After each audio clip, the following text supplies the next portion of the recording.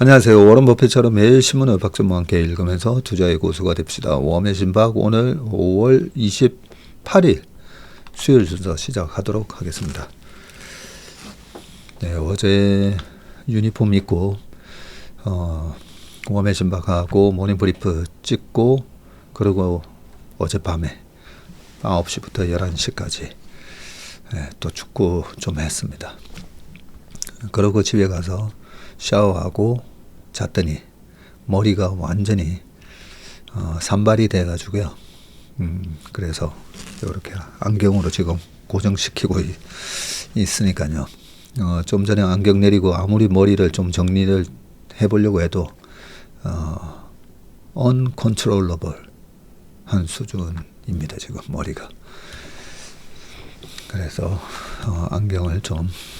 안경으로 머리를 좀 고정시키고 영상을 찍도록 하겠습니다. 자, 어제 많은 분들이 10만 축하를 해주셨습니다. 감사합니다. 노경희 님께서 70대 7학년이시군요.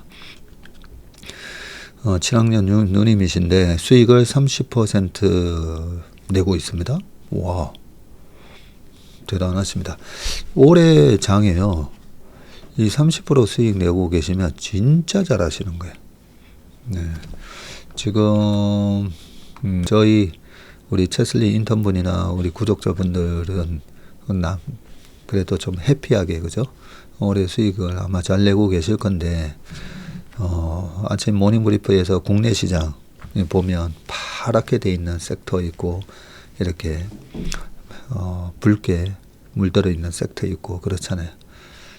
요즘 저희 찾아오시는 분들 보면 정말 너무 자괴감도 들고 어떤 분은 진짜 이러다 나 죽겠다 싶어서 오셨다는 분이 계셨어요. 지난주에.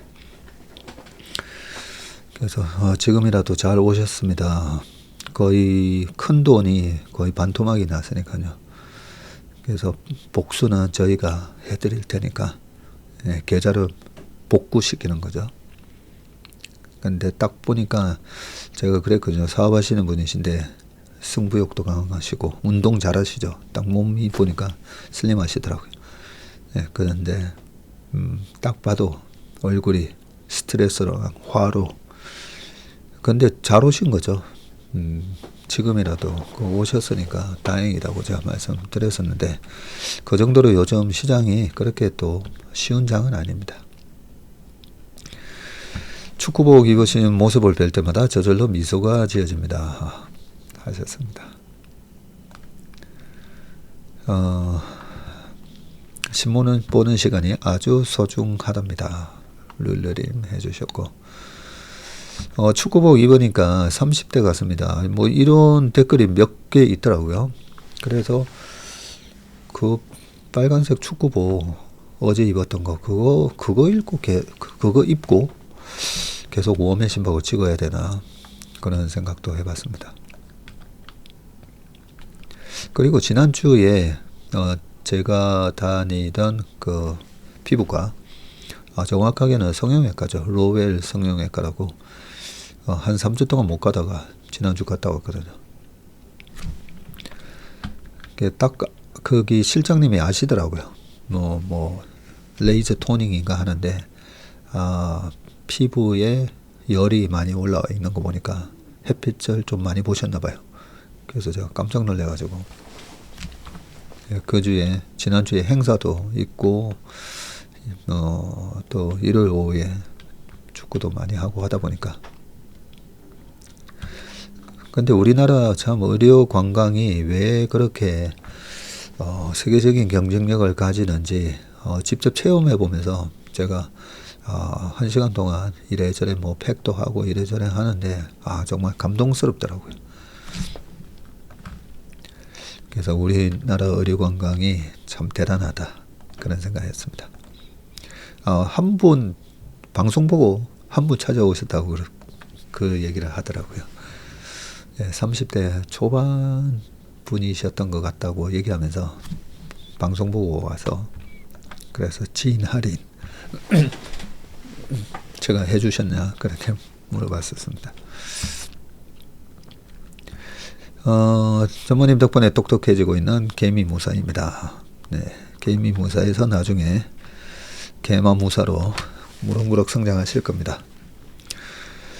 대한민국 세금이 너무 많고 너무 높습니다. 얘기해 주셨고요. 영상을 플레이하자마자 좋아요를 누르는 유일한 영상입니다. 라고 하셨습니다. 아유, 감사합니다.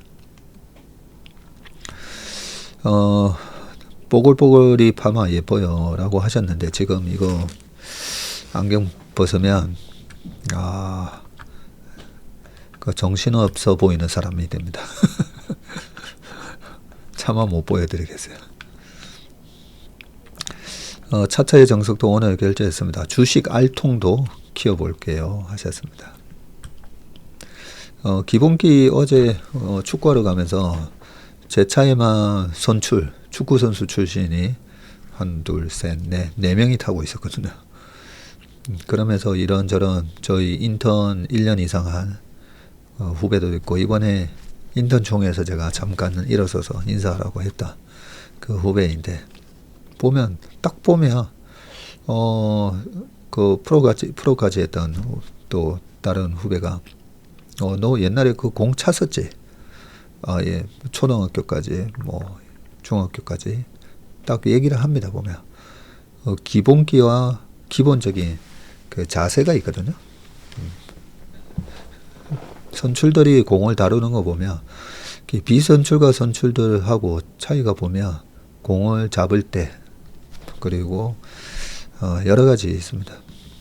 딱 보면 표가 납니다. 그래서 주식도 마찬가지입니다.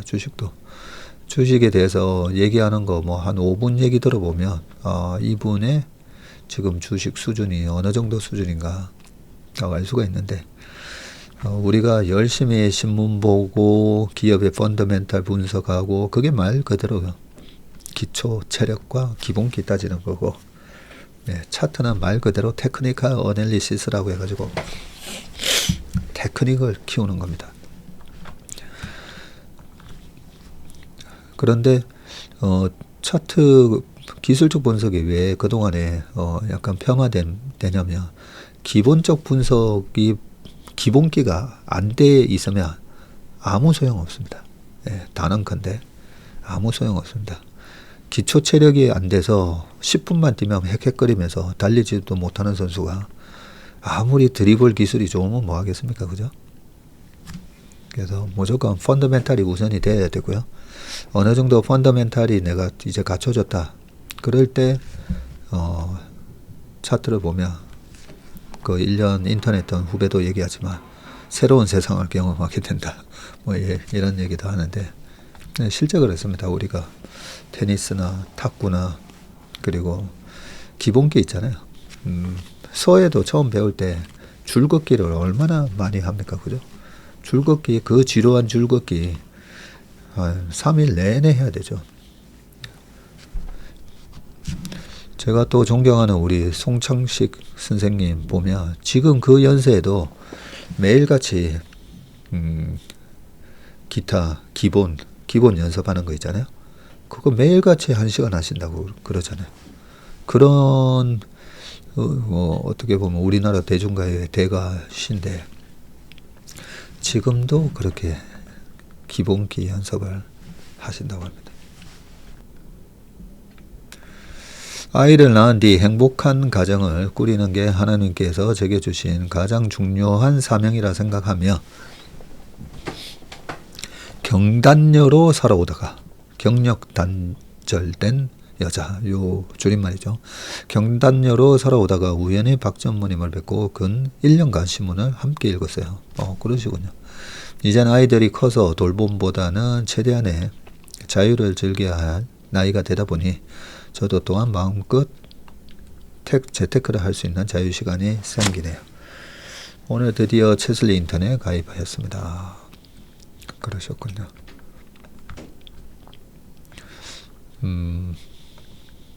제로투원, 닉네임을 제로투원으로 해놓으셨네요.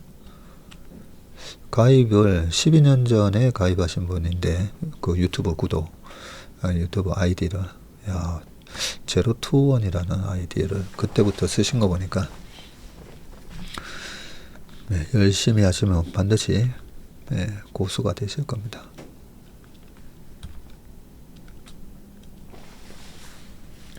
아, 유니폼 활력이 넘쳐 보이고 더 젊어 보이신다. 유니폼 핏이 좋아요. 아, 이런 댓글이 계속 있으니까 일주일에 한 번씩 입고 해야 되나? 갑자기 또 그런 생각이 듭니다. 채슬리 로고 박힌 축구복 굿즈로 해도 좋겠네요. 전 사겠습니다.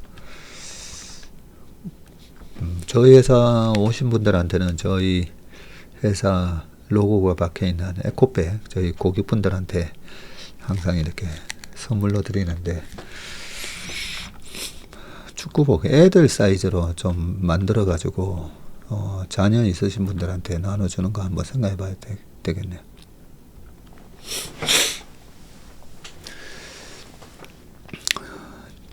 첼리나입니다. 채슬리 유니폼 너무 이뻐요 하셨습니다.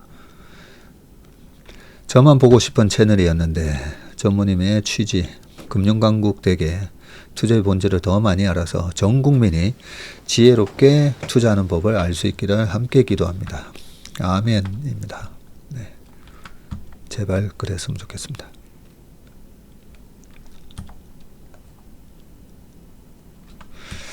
더 많은 분들이 투자 능력을 채슬리에서 키워 금융강국이 될 겁니다. 저도 하니 다들 하겠죠? 라고 하셨습니다.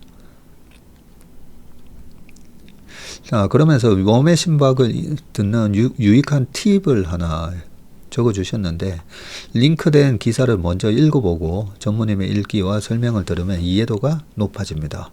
기사를 먼저 읽을 때는 불안해지는데 전무님 설명이 추가되면 쉽게 이해가 됩니다. 그러니까 요 고정 댓글 들어가 보시면 신문 기사 링크가 다 있잖아요. 그래서 그걸 하나하나 클릭하셔가지고 먼저 신문 기사를 대충 이렇게 눈으로 보고 이걸 들으시는군요. 대단하시네요. 예습을 미리 하고 수업 듣는 거다, 그죠? 2002년 한일 월드컵 생각납니다. 이렇게도 하셨습니다.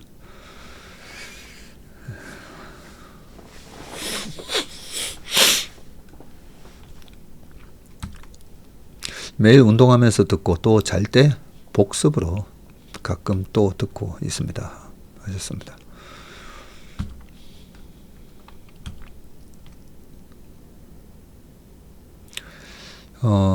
메모리얼 데이 연휴를 맞이하여 편도 13시간을 운전하여 뉴욕에 다녀왔는데 월스트리트에서 강세장 불마켓을 영원하는 황소상을 보고 만지고 왔습니다.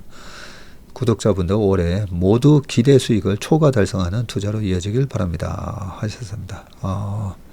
이 운하님이 뉴욕 월스트리트 그 앞에 황소상에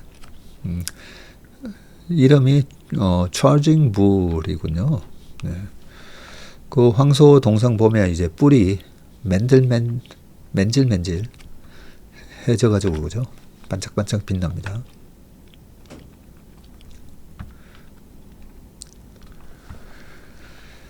우리 나라의 경제를 이야기하는 10만 축하드립니다. 며칠 전 투자에 대해서 궁금해하는 지인분이 계셔서 채슬리 TV 추천해드렸습니다. 자신있게 추천할 채널이 있어서 얼마나 다행인지 모르겠습니다. 고맙습니다. 이 나라의 경제를 이야기하는 대로 끝나 있으시지만 그 닉네임 앞에 있는 사진이 그때 한국경제TV였었죠. 한국경제TV의 이 앵커분하고 그리고 나민호 소장님 아마 하셨을 겁니다. 그 나민호 소장님한테 경제 이거저거 얘기하는데 자꾸만 파리가 그죠? 파리가 나민호 소장님 얼굴에 자꾸 붙어가지고 아주 레전드 영상이었던 걸로 기억합니다.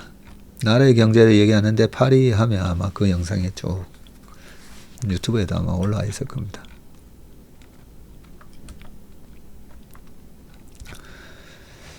자, 그러면 이제 기사로 넘어가기 전에 누구시죠?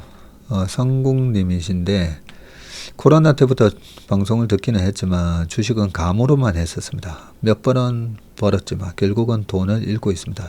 지나고 보니 주식시장에서의 인사이트와 함께 공부하는 게 필요했는데 그게 부족했습니다. 이제라도 인턴을 시작하고 싶은데 아직도 망설이고 있습니다. 인턴을 하게 되면 채슬리 AI는 따로 구독할 필요가 없을까요? 현재 채슬리 AI는 구독 중인데 데이터를 잘 활용하지 못하고 있습니다. 우리 채슬리 인턴 프로그램이 아까 말씀드렸던 그 기본기예요. 기본기.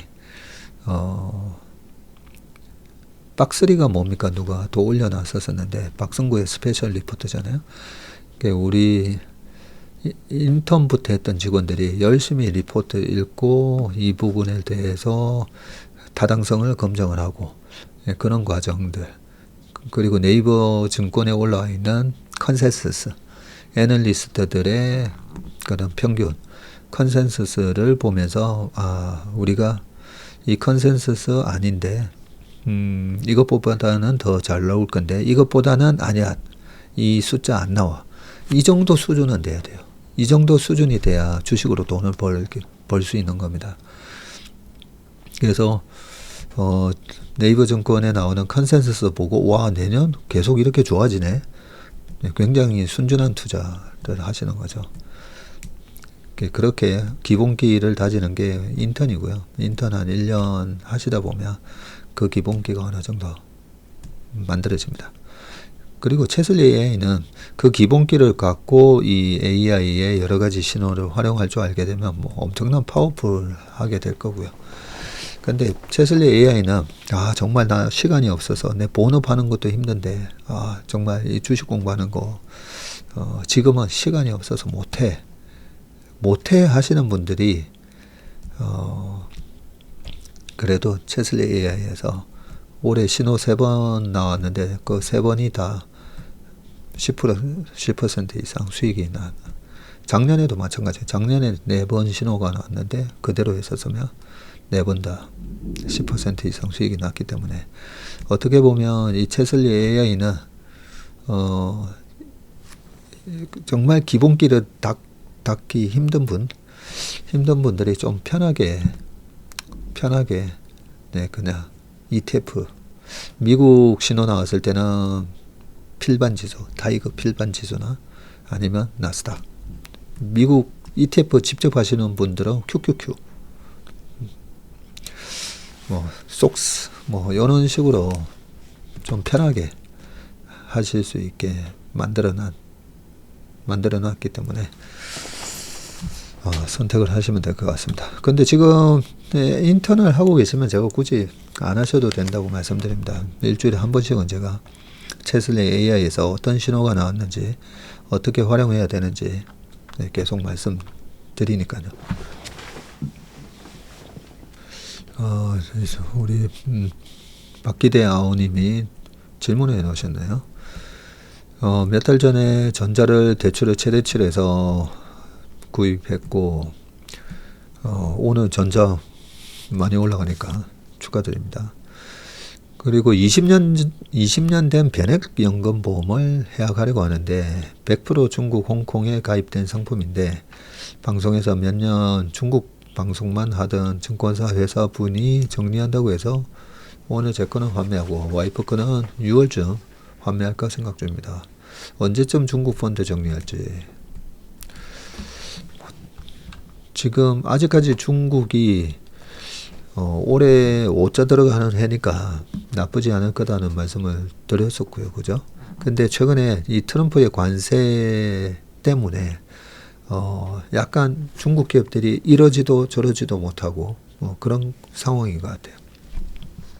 그리고 미국 시장, 한국 시장, 중국 시장 다 공통된 현상 중에 하나가 지금은 종목 선정이 되게 중요하지 않습니까? 그죠?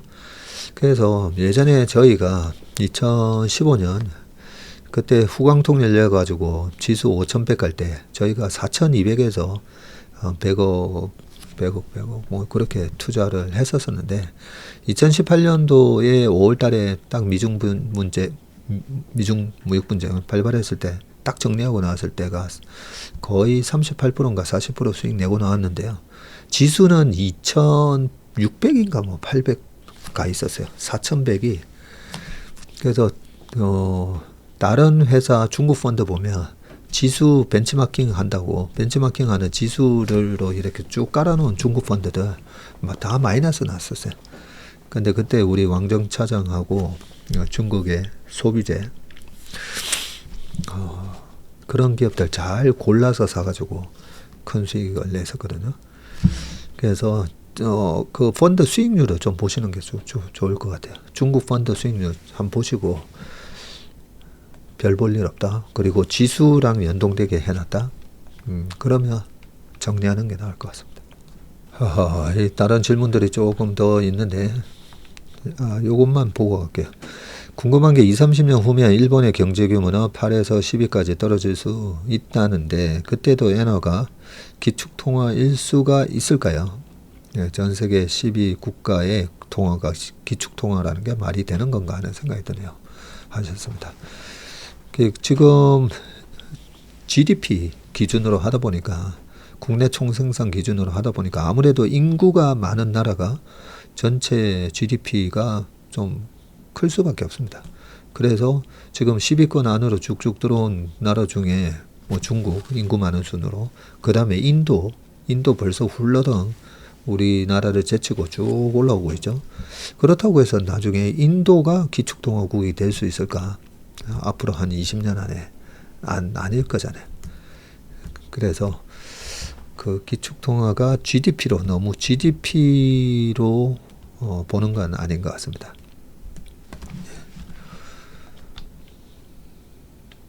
네, 그러면 이제 신문 기사로 넘어가 보겠습니다. 자, 첫 번째 기사는 아침에 미국에서 시작했나 봅니다. 26일 미국 하와이에서 진행한 마스터 프랜차이즈 계약 체결식에서 민승배 BGF 리테일 대표와 로버트 쿠리수 CU 하와이 대표가 기념 촬영을 하고 있다. CU 운영사 BGF 리테일은 하와이 법인을 설립하고 현지 기업인 WKF의 편의점 전문 신설 법인인 CU 하와이와 마스터 프랜차이즈 계약을 체결했다고 했고요. MFC는 현지 기업의 브랜드 사용 권한과 매장 개설 그리고 사업 운영권 등을 부여하고 로열티를 받는 방식이라고 하네요. 올해 10월 하와이 CU 1호점을 열고 지역 내 다양한 상권으로 출점을 확대할 계획이라고 합니다. 자, 세계 최초 편의점은 1927년 텍사스주 댈러스에서 문을 열었는데 이번 CU의 미국 진출은 1989년 국내 편의점이 처음 등장한 이후 36년 만에 편의점 본고장에 역진출했다는 점에서 의미가 크다. 1927년 텍사스 그것도 댈러스에서 문을 열었군요. 딱 거의 100년 전이다. 그죠? 하와이는 연간 1000만 명의 관광객이 방문하는 미국의 대표 휴양지로 면적은 경기도의 3배 수준인 28,300 스퀘어 킬로미터에 달하는데 현재 하와이에 진출한 편의점 브랜드는 미국계 세븐일레븐이 유일하고 점포 수도 40개 정도밖에 없다네요.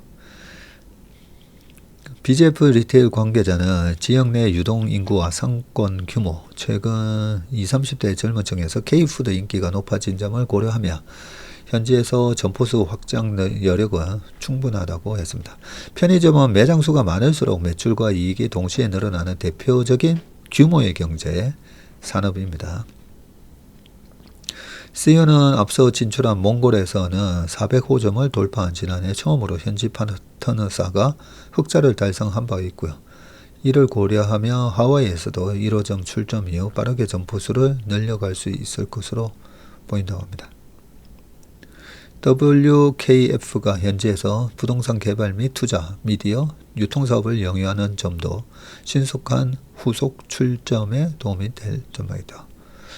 야, 지금 CEO의 해외 진출 현황이 나오는데요. 몽골에 480점을 운영하고 있고 2018년에 진출했는데, 그 다음에 말레이시아 160점, 카자흐스탄에도 있네요. 그리고 이번에 미국이네요. 자, CEO가 국내 점포에 구현한 라면 스낵 라이브러리 특화 매장 전경이라고 합니다. 라면하고 스낵만 갖다 놓은 곳인가 보네요. CEO는 하와이 매장에 K푸드 킬러 아이템을 적극적으로 배치할 방침이고요. 특히 미국에서 건강식으로 인기를 끌고 있는 김밥 등 인기 간편식을 판매하고 매장 안에 즉석 라면 조리기를 설치한다고 합니다. 또 현지 셰프와 협업해서 포케, 로코모코 등 다양한 지역 특화 메뉴도 선보인다고 하네요. 민 대표는 미국이라는 세계 최대의 유통시장에 진출하며 한국 편의점이 글로벌 스탠다드로 나가는 기반을 다지게 됐다면서 지난 30여 년간 국내외에서 쌓아온 성공 노하우를 기반으로 해외 무대에서 K편의점의 저력을 보여줄 것이라는 자신감을 내세웠습니다.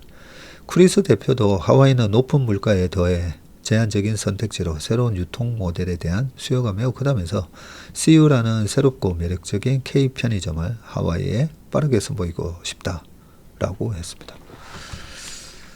제가 우리나라에서 1, 2등 하는 회사가 글로벌라이제이션 모멘텀을 받을 때 그때 10배가 나는 경우가 많기 때문에 그런 기업들을 유심히 보고 있는데, CU, BGF 리테일도 잘 봐야 되겠네요. 우리나라 편의점은 사실 포화 상태거든요. 그 동네 한번 보시면 빌딩 하나 거의 2개? 빌딩 2개 지나면 여기도 편의점, 저기도 편의점.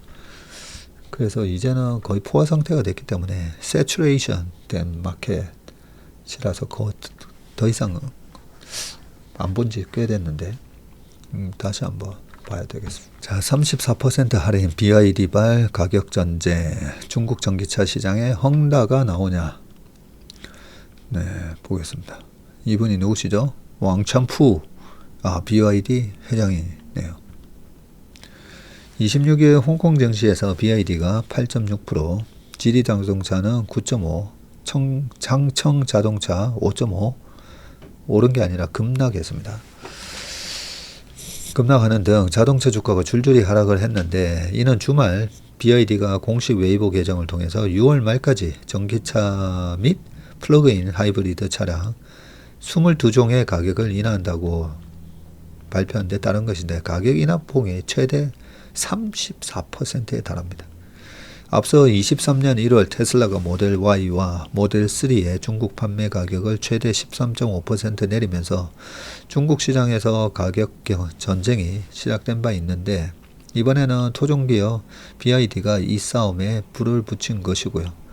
중국 펑파이 신문은 자동차 업계에서는 하반기 가격 경쟁이 일어날 기미가 일찍부터 보였다고 합니다.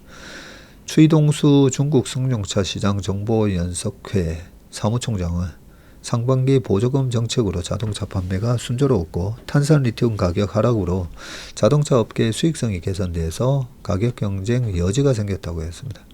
중국 자동차 업체 부채 비율 현황이네요. 세레스 692, 베이친랑구 305, BYD는 BYD도 부채가 높네요. 294%나. 상하이 자동차 176, 창청 자동차 175, 이렇게 돼 있고, 광저우 자동차 91%입니다. 실제로 BYD는 1분기 매출이 36.4 증가를 했고, 순이익은 100% 늘어났네요. 전년 동기 대비. 모건 스탠리는 BYD가 4월부터 일부 모델에 대한 가격을 인하했지만 보급형 모델에 대한 가격 인하를 공식 발표하면서 판매 시장에 강력한 압력을 가했다고 평가했습니다.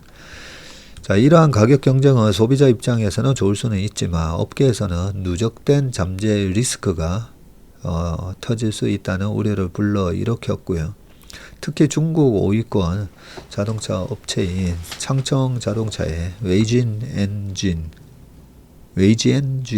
회장이 최근 자동차 산업의 불안 요소에 대해 언급한 것이 이런 우려를 자극한다고 합니다. 웨이 회장은 한 인터뷰에서 어떤 공산품이 10만 위안이나 가격이 떨어져도 품질 보증을 받을 수 있나? 절대 불가능하다면서 저가 경쟁 현상을 날카롭게 비판했고요. 심지어 웨이 회장은 자동차 산업의 헝다가 이미 나타났다고 재차 강조했는데 특정 업체를 거론하지 않았지만 순수 전기차의 적자가 심각하다고 지적했습니다. 웨이지엔진 창청 자동차 회장이군요. 작년 인터뷰에서도 웨이 회장은 자동차 산업에 헝다가 출연했다고 말했지만 어느 기업이 헝다인지에 대한 질문에는 말을 아꼈고요. 중국 1위 부동산 업체였던 헝다는 무분별한 확장과 지나친 부채, 분식 경영으로 파산하며 중국 부동산 부실을 야기하는 도화선 역할을 했습니다. 최근 웨이 회장은 자동차 업계가 매출 이익 과대 개선 등 분식 회계를 통해 실적을 부풀린다고 수차례 비판해 왔는데 펑파이 신문은 웨이 회장의 이번 발언은 자동차 업계의 과도한 부채에 관심이 집중됐다고 전했습니다. 작년 기준 중국 본토 A주 자동차 기업의 부채 비율은 평균 150%가 넘으며 일부 기업은 400%를 초과합니다. 근데 여기에 우리 왕정 차장이 그 얘기를 해줬잖아요. 지금 천신의 눈이었죠. 천신의 눈이라는 BYD의 자율주행, 보급형 자율주행 소프트웨어를 장착한 그 차 기능이 없는 차량들 그냥 20-30% 할인해서 빨리 다 팔아버려. 지금 그런 거라고.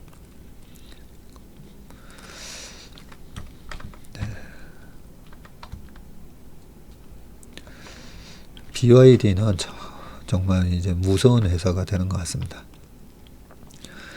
자, MT 스피어 제국의 자살입니다. 제일 가슴 아픈 단어가 요 자살이죠. 네.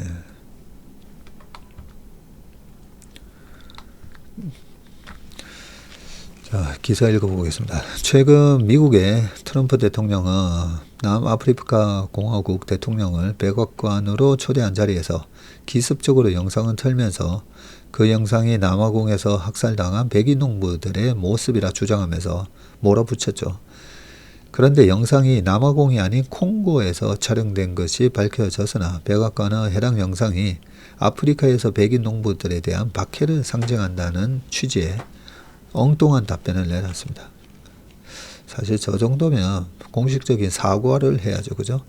그 대통령 불러다 놓고 정상회담하면서 기습적으로 영상 보여주고 했는데 그게 남아공이 아니라 콩고면 저 부분은 우리가 자료를 잘못 가져왔다.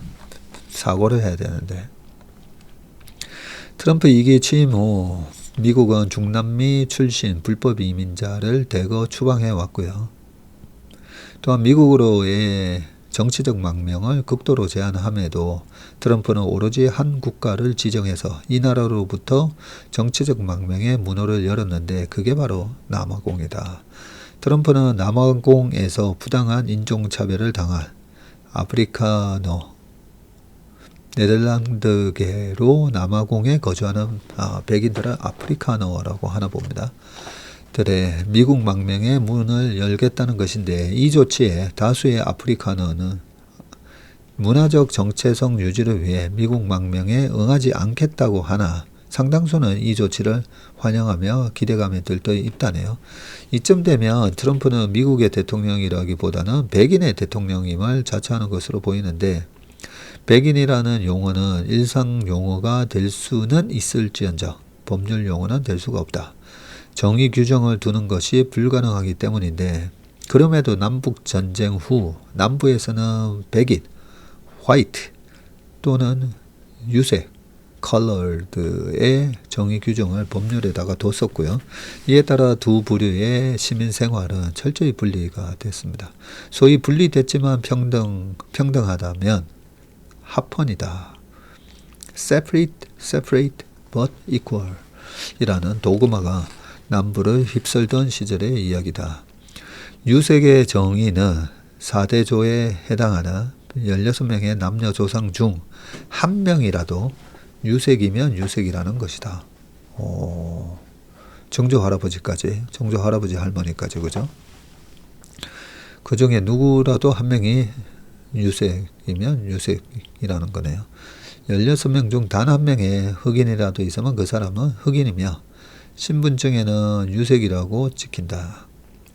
이 신분증을 가진 백인 외모의 자가 용감하게 백인 전용 기차칸에 탔다가 뺨을 맞고 쫓겨나면서 흑인 민권 운동의 역사가 시작이 됐고, 트럼프 가문 자체가 다른 미국 가정과 마찬가지로 독일, 동유럽 등의 잡다한 혈통이 섞였는데 자신은 순수 백인의 화체인 것처럼 행동한다. 순수 백인 같은 것은 어디에도 없다. 미국은 이 야만의 시대를 뚫고 인종이나 피부색에 무관심한 컬러 블라인드 법률과 제도를 만들어냈는데 2차 대전은 진영의 전쟁이자 이념의 전쟁이었고, 즉 아리안 순수 혈통주의를 주장하는 나치즘과 미국 자유민주주의의 전쟁이었다. 미국의 흑백을 비롯한 각종 색깔의 시민들은 성조기 깃발 아래 어깨를 걸고 나치와 일제의 군대를 무찔렀다. 이기고 돌아온 군인들은 전후 미국의 통합의 새 기운을 불어넣었고, 이는 그대로 제킬 로빈슨, 마틴 루터 킹 주니어의 역사로 이어졌다. 자유민주주의의 헌법은 시민의 성별, 나이, 종교, 사상, 성적 지향, 인종에 아무런 관심이 없다. 그 흐름을 선도한 것이 미국이었는데 최근 트럼프의 행보는 100여 년의 세계사적 진보를 거스르는 충격적인 퇴행이다. 가히 제국의 자살이라 할 만하다. 미국의 소프트 파워가 빠진 빈자리를 무엇이 메울까? 네, 이수현 변호사님이 쓰신 칼럼이네요. 자, 그 다음 기사입니다. 미국 중고차 가격 상승의 신차도 곧 팬데믹 시기가 재현되나? 지금 사진은요, 평택이네요, 평택. 20일 오후 경기 평택항 자동차 전용 부대에 수출 차량이 세워져 있는데 미국 관세 폭탄 여파로 이달 1일부터 20일까지 대미 수출이 15% 가까이 급감한 것으로 나타났고요. 특히 25%의 관세가 부과돼 자동차 부품, 절강 등이 큰 폭으로 감소했다고 되어 있습니다. 트럼프 미국 행정부의 관세 정책으로 인해 미국 중고차 가격이 크게 올랐는데 신차 판매가도 오르고 있는 데다가 완성차 업체들 역시 가격 인상을 검토하고 있어서 미국의 자동차 시장이 침체될 위기에 처했다는 분석이 나온다. 현대차 그룹 역시 가격을 조만간 인상할 것으로 보이고요. 월스트리트저널은 미국 중고차 시장에서 중고차 재고 부족 및 가격 상승이 나타나고 있다고 하고요. 자동차 시장 조사 업체 콕스 오토모티브 자료에 따르면 5월 초 자동차 딜러들이 보유한 중고차 재고는 43일분으로 같은 5월 초 기준으로 팬데믹 시기인 21년 이후 가장 낮군요. 관세가 신차 가격을 올리기에 앞서서 중고차 가격에 먼저 영향을 줬다고 보는데 신차 가격이 오르기 전에 소비자들이 빠르게 자동차를 구매하기 위해서 중고차 시장으로 몰리면서 가격을 끌어올렸다는 거네요.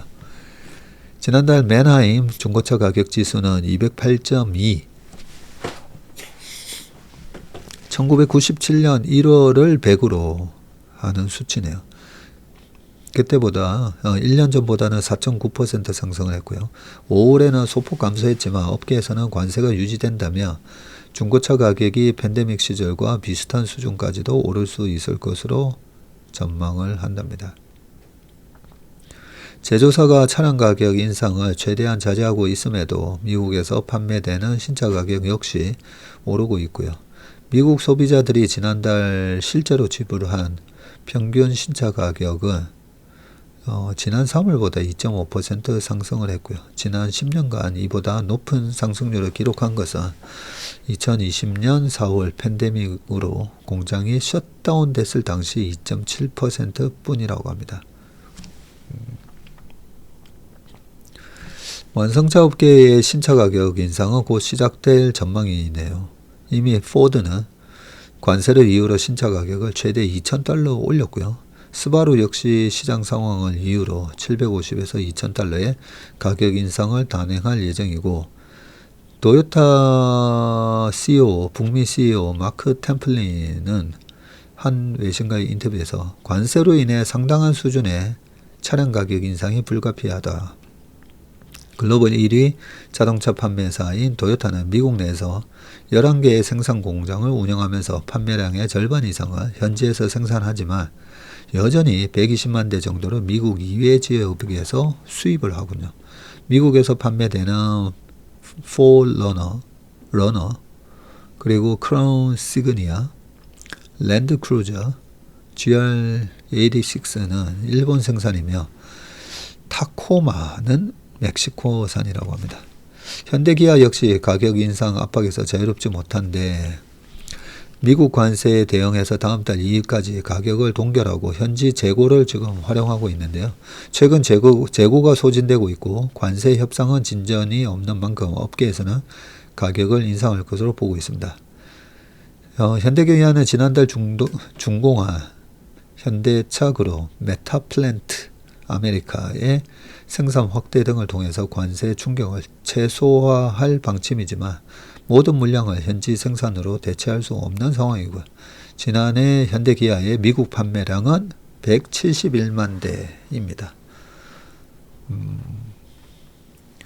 HMGMA를 포함한 미국 최대 생산량은 100만 대 수준이라고 합니다. 장기적으로 자동차 시장이 침체될 우려도 제기되고 있는데 이호 한국자동차연구원은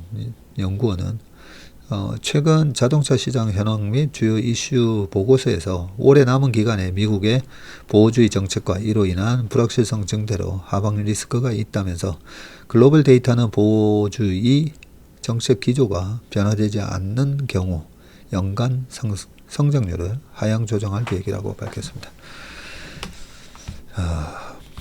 읽으면서 이 관세가 뭐 10%가 됐든 30%가 됐든 관세가 부과되면 이렇게 보시면 되거든요. 그만큼 미국 정부가 그 10%, 30% 가져가는 거잖아요. 그럼 누군가가 그 돈을 지불을 해야 되는 겁니다. 그게 소비자한테 다 떠넘겨 가격 올리고 소비자가 다 떠안아 하면 완성차 업체라든지 물류 업체들은 손해가 안 나겠지만 그 부분이 소비자한테 다 전가를 못 시키면 수입업자가 됐든 생산업자가 됐든 누군가가 그 비용을 정부가 가져가는 몫에 대한 비용을 내야 되는 거고요. 거기에 전부 다 주식회사가 연관되어 있다면 그 정부 몫만큼 이익이 줄어들면서 시가총액이 줄어드는 게 당연합니다. 그리고 또 하나는 소비자한테 다 전가했다고 치자고요. 네, 다 전가했어요. 모든 자동차 회사가 담합을 해서 똑같이 가격을 다 올려버렸어. 10%씩. 자, 올렸을 때 그만큼 이제 가격 탄력성에 따라서 뭐 소비가 줄 수도 있고, 그죠? 근데 모두가 다 그만큼을 다 샀다고 치면 소비자 입장에서는 가처분 소득이라는 게 있잖아요.